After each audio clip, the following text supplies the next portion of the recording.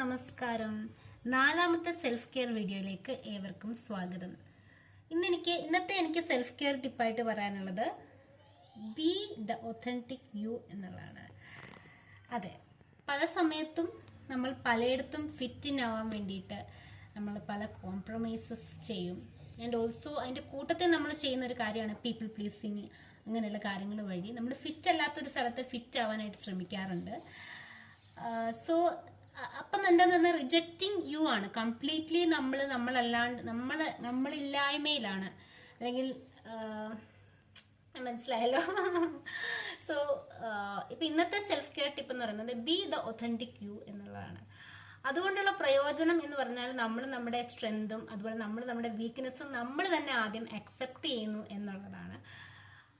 So അതിൽ കൂടുതൽ വലിയൊരു ട്രൂത്ത് ഇല്ല. അതുപോലെ തന്നെ അപ്പം നമ്മൾ എവിടെയാണോ ഫിറ്റ് ആവേണ്ടത് അവിടെ നമ്മൾ ഫിറ്റ് ആവും എന്ന് മാത്രമല്ല, അത് എഫേർട്ട്ലെസ് ആണ്, ജോയ്ഫുൾ ആണ്.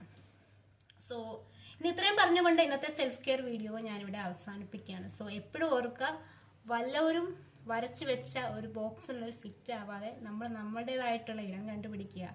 അത് ചുറ്റുപാടാവാം, മനുഷ്യരാവാം, എന്ത് വേണമെങ്കിലും ആവാം. So be the authentic you. Okay, by.